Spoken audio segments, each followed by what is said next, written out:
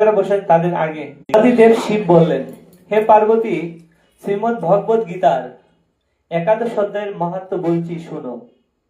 এইভাবে শিব হচ্ছেন মহান বৈষ্ণব আর পার্বতী হচ্ছেন মহান বৈষ্ণবী। এবং শিব সবসময় ভগবানের কথা বলছেন আর কে শুনছেন? পার্বতী। তাই তিনি হচ্ছে আদর্শ স্বামী এবং আদর্শ স্ত্রী। তো স্বামীর কর্তব্য হচ্ছে স্ত্রীকে ভগবানের শিক্ষা, ভগবানের কথা বলা।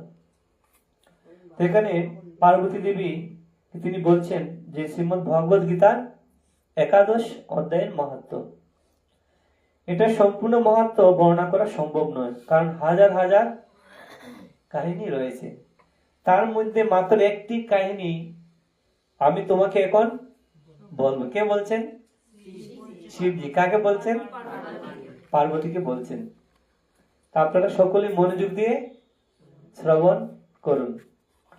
প্রণীতা নদীর তীরে মেঘাঙ্কন নামে এক শহরের জগদীশ্বরের মন্দির অবস্থিত। কি মন্দির?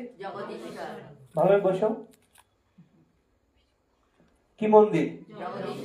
জগদীশ্বর মন্দির। মন্দিরের দনুক হাতে স্বয়ং জগদীশ্বর দণ্ডায়মান। মেঘাঙ্করে সুনন্দ নামে এক আজীবন ব্রহ্মচারী ব্রত উদযাপন করছিলেন এবং তিনি শুদ্ধাচারী ব্রাহ্মণ ছিলেন এবং ব্রহ্মচারী ছিলেন এবং তিনি প্রতিদিন একাদশ অধ্যায় পাঠ করতেন প্রতিদিন এবং ভগবানের দিব্য রূপ চিন্তা স্মরণ তিনি করতেন। আর এই অধ্যায় যেহেতু তিনি ভগবত গীতা পাঠ করতেন, আর এই ভগবত গীতা পাঠের ফলে তার যে ইন্দ্রিয়গুলো, তা আমাদের ইন্দ্রিয় রয়েছে 10টি ইন্দ্রিয়, মোট 11 ইন্দ্রিয়, তিনি সমস্ত ইন্দ্রিয়কে জয় করেছেন। কি করেছেন? মানে গোস্বামী হয়েছেন। কি হয়েছেন? গোস্বামী মানে হচ্ছে যিনি তার ইন্দ্রিয়কে জয় করেছেন। গদাস মানে কি? যিনি তার ইন্দ্রিয়ের দাস। মন যা বলে তাই করছেন, চোখ যা বলে তাই দেখছেন, মুখ যা বলে তাই বলছেন, জিহ্বা যা চায় তাই খাচ্ছেন। এগুলো কিসের দাস? ইন্দ্রিয়ের দাস। কিসের দাস? আমরা কি ইন্দ্রিয়ের দাস, মনের দাস, না ভগবানের দাস? আমরা কিন্তু ভগবানের দাস, কিন্তু আমরা অনেক জীবন ধরে মনের দাসত্ব করছি সকলেই, যার কারণে আমরা দুঃখ কষ্ট আমরা পাচ্ছি। কিন্তু আমরা যখন ভগবানের দাস উপলব্ধি করে ভগবানের নির্দেশ পালন করব, তখন আমাদের জীবনটাই পূর্ণভাবে পরিবর্তন হয়ে যাবে। এইভাবে সেই সুনন্দন নামে ব্রহ্মচারী তিনি প্রতিদিন একাদশ অধ্যায় পাঠ করে তিনি ভগবানের কৃপা লাভ করেছেন এবং তার ইন্দ্রিয়গুলো জয় করেছেন ভগবানের সেবা করার মাধ্যমে। গোস্বামী। কি? গোস্বামী। এবং তিনি সবসময় ভগবানকে স্মরণ করতে সক্ষম। একবার কি হলো, সেই ব্রহ্মচারী তিনি গোদাবরী নদীর তীরে তীর্থযাত্রা করছেন। কি করছেন? তীর্থযাত্রা বের হলেন। সেই ব্রহ্মচারীর নাম কি? কি নাম? কি নাম? ব্রহ্মচারীর নাম কি? সুনন্দ। কি নাম? সুনন্দ। আমি জিজ্ঞেস করবো সবাইকে। তো তিনি সেই নদীর নাম কি, যে নদীর তীরের দিকে যাচ্ছিলেন? গোদাবরী নদী। বিরাজ তীর্থ থেকে শুরু করে তিনি সকল তীর্থ বহন করলেন, সব তীর্থে তিনি স্নান করলেন এবং সেই যে তীর্থে ভগবানের যে মন্দির বিগ্রহ দর্শন করলেন। একদিন তিনি বিবাহ মণ্ডপ শহরে পৌঁছলেন। কি নাম শহরে? বিবাহ মণ্ডপ শহর। তিনি তার সঙ্গী দলকে সঙ্গে নিয়ে তিনি বিশ্রামে স্থান করছেন। অনেক ক্লান্ত হয়েছেন, সবাই পরিক্রমা করছেন বিভিন্ন তীর্থ। এখন বিভিন্ন শহরে সেখানে কি আছে? ধর্মশালা আছে। কি আছে? ধর্মশালা রয়েছে। এবং ধর্মশালাতে কি হয়, যেখানে সাধু মহাত্মারা আসেন তাদের থাকতে যা দেওয়া হয়, সেখানে কোনো টাকা কোনো কিছু প্রয়োজন হয় না। ধর্মশালা। এবং সেখানে তার রাত্রি যাপন করলেন। সকালে ঘুম থেকে উঠে সুনন্দ দেখলেন তার সব সঙ্গীরা তাকে ফেলে চলে, আর পাশে আশেপাশে কেউ, তিনি একাই। যারা তার সাথে আসছিলেন কেউ নেই। তাদের খুঁজতে গিয়ে নগরের অধ্যক্ষের সাথে তার সাক্ষাৎ হলো। তখনই নগর অধ্যক্ষ তার পায়ে পড়ে বলল, হে মহামুনি, আপনার সঙ্গীরা কোথায় গিয়েছে তা আমি বলতে পারবো না, কিন্তু এটা আমি বলতে পারি যে আপনার সমকক্ষ ভক্ত নেই। আপনার মতো কাঠি ভক্ত আমি কখনো দেখিনি। হে ব্রাহ্মণ, এই শহরে থাকবার জন্য আপনাকে অনুরোধ করছি। কেন বলছে? তার একটা কারণ আছে। কি আছে? তার একটা খুব কারণ আছে। কি কারণ? আপনার মনোযোগ দিয়ে শুনুন। নগর অধ্যক্ষের এই বিনীত অনুনয় শুনে তিনি কিছুদিন সেখানে থাকতে মনস্থ করলেন। সুনন্দের স্বাচ্ছন্দ্যপূর্ণ অবস্থিতির জন্য সব ব্যবস্থাই তিনি করলেন। নিজে রাত্রি দিন তার সেবায় নিযুক্ত থাকলেন। 8 দিবস মানে 8 দিন। কতদিন? 8 দিন অতিক্রান্ত হওয়ার পর এক ব্রাহ্মণ সুনন্দের কাছে এসে উচ্চস্বরে কাঁদতে লাগলো। কেঁদে কেঁদে বলল, হে শুদ্ধাচারী ব্রাহ্মণ, গত রাতে এক রাক্ষস আমার ছেলেকে ভক্ষণ করেছে। সুনন্দ জিজ্ঞাসা করলেন, সেই রাক্ষস কোথায় থাকে এবং কিভাবে সে তোমার ছেলেকে খেয়ে ফেললো? তো গ্রামবাসী তখন উত্তর দিলেন, এই শহরে এক অতি ভয়ঙ্কর রাক্ষস বাস করে। প্রতিদিন তার ইচ্ছা মতো গ্রামবাসীদের, যারাই সেই রাক্ষসের দিকে আসে, সবাইকে সে ভক্ষণ করে। একদিন আমরা সবাই, গ্রামের সবাই মিলে তার কাছে গিয়ে অনুরোধ করলাম যে তুমি সবাইকে খাবে না, যে আমরা তোমাকে প্রতিদিন কি করব? একজনকে পাঠিয়ে দিব, তোমার খাবার যোগান দিব। এর জন্য এই ধর্মশালা বানানো হয়েছে। কি বানানো হয়েছে? ধর্মশালাটি বানানো হয়েছে। যে সকল পথিক এখানে বেড়াতে আসতো তাদের সেই ধর্মশালায় পাঠানো হতো এবং যথারীতি রাত্রিতে যখন তারা ঘুমিয়ে থাকতো তখন সেই রাক্ষস এসে তাদের ধরে খেয়ে নিত। এইভাবে আমরা রাক্ষসের হাত থেকে নিজেদের বাঁচাতে সক্ষম হলাম। আপনি আপনার সঙ্গীদের সঙ্গে ধর্মশালায় ছিলেন, রাক্ষসটি কিন্তু আপনার সঙ্গীদের সঙ্গে আপনাকে খায়নি, সবাইকে খেয়ে নিয়েছে, কিন্তু আপনাকে খেতে পারেনি। বুঝতে পারছেন? শুধু সাধুই বেঁচে গিয়েছে, আর বাকিদের সবাইকে রাক্ষসটা কিন্তু রাতেই খেয়ে নিয়েছে। এই হচ্ছে ঘটনা।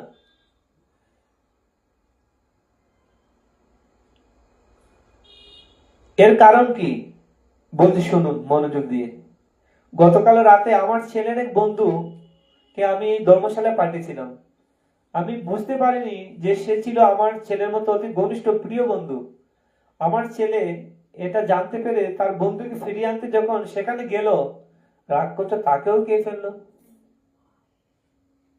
আজ সকালে আমি তাই রাক্ষসের কাছে গিয়েছিলাম, কেন সে অন্যদের সঙ্গে আমার ছেলেকে ভক্ষণ করেছে। তখন সে রাক্ষসটা বলছে, তোমার ছেলেকে আমি কিভাবে বুঝবো? আমি তো যাকে পাবো তাকেই খাবো। তাই এই রাক্ষসটি বলছিল। তখন সেই পিতা খুব কান্না করছেন। এখন তিনি রাক্ষসের কাছে বলছেন যে কিভাবে আমি আমার সন্তানকে ফিরে পাবো, তার কি কোনো উপায় আছে? যদি উপায় থাকে তাহলে আমাকে বলো। তখন সেই রাক্ষসটি বলছে, একটি উপায় আছে। কি আছে? একটি উপায় আছে। সেটা কি আপনি জানতে চান? তো বলছেন, সেই রাক্ষসটা বলছে, যদি কোনো ব্যক্তি কৃপা করে, কি করে? কৃপা করে শ্রীমদ্ ভগবত গীতার 11 অধ্যায় রোজ পাঠ করে, তবে আমি এই রাক্ষস শরীর থেকে, কারণ যে রাক্ষস সে তো আগে রাক্ষস ছিল না, সে মানুষ ছিল, কিন্তু তার পাপ কর্মের জন্য সে কি হলো? রাক্ষস দেহ পেয়েছে। আমরা এই জগতে অনেক অনেক জীব দেখতে পাই, তো প্রতিটা জীবী মানুষ দেহ ছিল, কিন্তু তার কর্ম অনুসারে বিভিন্ন শরীর প্রাপ্ত হয়েছে। এমনকি আমাদের সকলের চিন্ময় দেহ ছিল, তা আমরা এই মানুষের শরীর মানে জড় শরীর লাভ করেছি। এই জড় শরীর মানে দুঃখ। জড় শরীর মানে কি? দুঃখ। এই শরীর যতদিন থাকবে আমাদের দুঃখ পেতেই হবে। কেন? এই জড় শরীরে কি আছে? জন্ম, মৃত্যু, জরা, ব্যাধি। পিঁপড়ে থেকে ব্রহ্মা পর্যন্ত সকলেই এই জন্ম, মৃত্যু, জরা, ব্যাধি দ্বারা আক্রান্ত। তখন আর তখনই তুমি তোমার ছেলেকে ফিরে পাবে। এই কোণে এই শহরে ধর্মশালে এক ব্রাহ্মণ বাস করতেন। সেই ব্রাহ্মণের নাম কি মনে আছে? সুনন্দ। তা আমি তাকে বক্ষণ করিনি, এই রাক্ষসটা বলে দিচ্ছি। কারণ তিনি প্রতিদিন ভগবত গীতার 11 অধ্যায় পাঠ করেন। তিনি যদি অধ্যায় 7 বার, কতবার? 7 বার পাঠ করে, তাহলে আমার শরীর জল ছিটিয়ে দেয়, তাহলে আমি এই রাক্ষসের দেহ থেকে, অভিশাপ থেকে, অভিশপ্ত দেহ থেকে মুক্ত হয়ে যাব। হরি বল। তো সুনন্দ গ্রামবাসীর কাছে জানতে চাইলেন কি পাপ করে, এমন কি পাপ করেছে যে এই রাক্ষসের শরীর লাভ করেছে। তো গ্রামবাসী জানালেন, বহু পূর্বে এখানে এক কৃষক বাস করত। কে বাস করত? এক কৃষক বাস করত। একদিন সে যখন মাঠে পাহারা দিচ্ছিল, তখন অল্প দূরে একটা বিরাট শকুনি ছিল। কি ছিল? অনেক বড়। আর এই শকুনি যারা পথের দিকে আসতো সবাইকে খেয়ে নিত। সেই সময় একজন যোগী সেই রাস্তা যাচ্ছিলেন। আর সেই যোগী দেখছেন একটা লোককে সেই শূকর কি করছে, সে তার পিছনে ছুটছে তাকে ধরার জন্য। আর সে সাহায্যের জন্য গেলেন, তখন বিলম্ব হয়ে গেল। কি হয়ে গেল? বিলম্ব হয়ে গেল।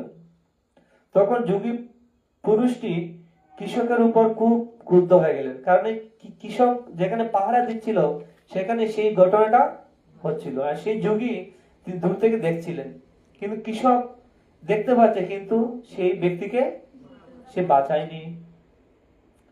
তো এখানে বলছেন, অন্যকে চোর, ডাকাত, সাপ, আগুন, অস্ত্রের দ্বারা আক্রান্ত হতে দেখে যদিও কারো সাহায্য করার ক্ষমতা থাকা সত্ত্বেও সাহায্য করতে গিয়ে না আসে, যমরাজা তাকে শাস্তি প্রদান করেন। বহুকাল নরকে জ্বালা বুক করে সে কি হলো? নেকড়ে। নেকড়ে মানে কি? শিয়াল। নেকড়ে মানে কি? শিয়াল দেহ পেল। আর কেউ যদি কাউকে প্রয়োজনের সময় সাহায্য করে, তো নিশ্চয়ই ভগবান তার প্রতি কি হন? খুব সন্তুষ্ট হন, খুশি হয়ে যান। কেউ যদি গরুকে কোন হিংস্র জন্তুর হাত থেকে, নীচ জাতির মানুষের হাত থেকে, অথবা দুষ্ট শাসকের হাত থেকে বাঁচাতে চেষ্টা করেন, তো ভগবান বিষ্ণু কে তিনি লাভ করেন। ভগবান কি হন? খুশি হন। যদি একটা হত্যাতে গাভীকে তিনি রক্ষা করতে পারেন, তারপরে কি দেখি কলিযুগে কি হচ্ছে? রক্ষা হচ্ছে না, হত্যা হচ্ছে। যতদিন যাচ্ছে হত্যা বাড়ছে। তাহলে ভগবান কি না আমাদের প্রতি সন্তুষ্ট নয়? দুষ্ট কৃষক লোকটিকে শকুনের দ্বারা আক্রান্ত দেখেও তুই তাকে বাঁচানোর কোনো চেষ্টা করিসনি, তাই তোকে রাক্ষস হয়ে জন্মাতে হবে। কে অভিশাপ দিলেন? যোগী অভিশাপ দিলেন। তখন এই কৃষকটি তার ভুলটা বুঝতে পারছে এবং তিনি এসে ক্ষমা চাচ্ছেন। এবং তিনি বলছেন যে সারা রাত আমি মাঠে পাহারা দিয়েছি, তাই আমি খুব ক্লান্ত হয়েছি। কি? খুব ক্লান্ত, তাই আমি তাকে বাঁচাতে পারিনি। হে মুনিবর, দয়া করে আমাকে কৃপা করুন এবং আপনি বলুন যে আমি কিভাবে এই অভিশাপ থেকে মুক্ত, এই রাক্ষস দেহ থেকে মুক্ত হব। তখন সেই যোগী কৃপা করে তিনি বললেন, কেউ যদি শ্রীমদ্ ভগবত গীতার 11 অধ্যায় পাঠ করে, তোমার মস্তকে জল সিঞ্চন করে, তাহলে তুমি এই সাপ থেকে মুক্ত হয়ে যাবে, রাক্ষস দেহ থেকে মুক্ত হয়ে যাবে। হরি বল। তো গ্রাম লোকটি বলল, প্রিয় সুনন্দ, কৃপা করে আপনার হাতে রাক্ষসের মাথায় জল ছিটিয়ে দিন। গ্রামবাসীর কাছে ইতিহাস শুনে সুনন্দ তার সঙ্গে সেই রাক্ষসের কাছে গিয়ে শ্রীমদ ভগবত গীতার কত অধ্যায়, একাদশ অধ্যায় পাঠ করলেন এবং রাক্ষসের মাথায় জল দিলেন। আর সঙ্গে সঙ্গে সেই রাক্ষসটি তার এই রাক্ষস দেহ ত্যাগ করে চতুর্ভুজ, কি রূপ? চতুর্ভুজ শরীর, অর্থাৎ চতুর্ভুজ চিন্ময় শরীর লাভ করে সে ভগবত ধামে পৌঁছে গেলেন। হরি বল। শুধু তাই নয়, সেই রাক্ষস শুধু নয়, এবং রাক্ষস যাদেরকে কি করেছেন, হাজার হাজার লোকদের কি করেছেন, তারাও সেই যে ভগবত গীতা পাঠ কীর্তনের মাধ্যমে সকলেই তারা মুক্ত হলেন জড় শরীর থেকে, চতুর্ভুজ মূর্তি লাভ করলেন এবং ভগবানের প্রেরিত পুষ্পক রথ, কি রথ? পুষ্পক রথে চড়ে তারা বিষ্ণু দূতের সঙ্গে বৈকুণ্ঠে চলে গেলেন। হরি বল। এই বিস্ময়কর ঘটনা গ্রামবাসীরা তার নিজ চোখে দেখলেন। এটা কোনো গল্প বা কাহিনী নয়, এটা হচ্ছে পরম সত্য। এইভাবে গ্রামবাসীরা, তো গ্রামবাসীটি জানতে চাইলো তাদের মধ্যে কোনজন তার ছেলে। এই যে তার পিতা তার ছেলেটাই খুঁজে পাচ্ছে না, বলছে যে আমার ছেলেটা কোথায়। এতদিন রাক্ষস রূপে থাকা লোকটি আসতে শুরু করলো এবং সেই দিব্যরথে উপবিষ্ট হাজার হাজার সুপুরুষের মধ্যে একজনকে নির্দেশ করে বলল, এই হলো তোমার ছেলে। কারণ চিনতে পারছে না, কেন? কারণ এই জড় শরীরে নেই। কি শরীরে আছে? সবাই চিন্ময় শরীরে। তখন সেই রাক্ষসটি সে জড়শরীর ত্যাগ করে চিন্ময় শরীর প্রাপ্ত এবং বলছেন, গ্রামবাসীটি তার ছেলেকে তার সঙ্গে বাড়িতে যেতে মিনতি করলো। গ্রামবাসী সবাই বলল যে তোমার বাবা খুব চিন্তা করছেন, কান্না করছেন, ক্রন্দন করছেন, যে তুমি তোমার পিতার সাথে বাড়িতে চলো। পিতার অনুরোধে এসে সে পুত্রটি বলল, হে মহাশয়, বহু জন্ম, কি শুধু এক জন্ম নয়, বহু জন্ম ব্যাপী তুমি আমার এবং আমি তোমার পুত্র হয়েছি, কিন্তু এখন এই মহান শুদ্ধ ভক্ত সুনন্দের কৃপায় আমি জন্ম মৃত্যু জরা ব্যাধি চক্র থেকে মুক্ত হয়েছি। শুধু এই জীবন নয়, আমরা সবাই কিন্তু প্রতি জন্মে পিতামাতা পেয়েছি, বন্ধু বান্ধব আত্মীয় স্বজন সবই পাচ্ছি, কিন্তু ভক্তি, ভগবত ভক্তি, কৃষ্ণ ভক্তি সব জন্য লাভ করা যায় না। কি জন্য হয়? একমাত্র দুর্লভ মানব জন্মেই এই কৃষ্ণ ভক্তি করা যায়। তাই বলতে সকলের পিতামাতা হচ্ছে কৃষ্ণ। আমাদের সকলের পিতামাতা রয়েছে, কিন্তু আসল যে পিতামাতা হচ্ছেন কৃষ্ণ। যে বলছেন কি, কৃষ্ণ পিতা কৃষ্ণ মাতা।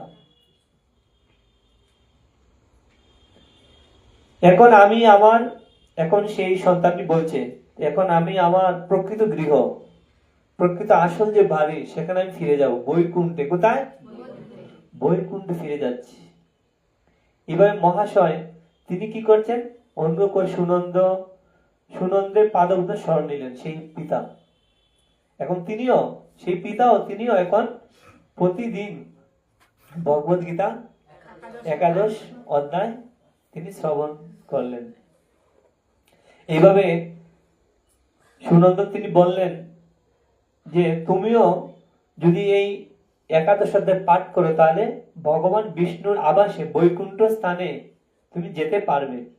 এইভাবে কুরুক্ষেত্রের যুদ্ধক্ষেত্রে সখা অর্জুনের প্রশ্নের উত্তরে ভগবান শ্রীকৃষ্ণের মুখ থেকে এই অমৃতময় নির্দেশ নির্গত হয়েছিল।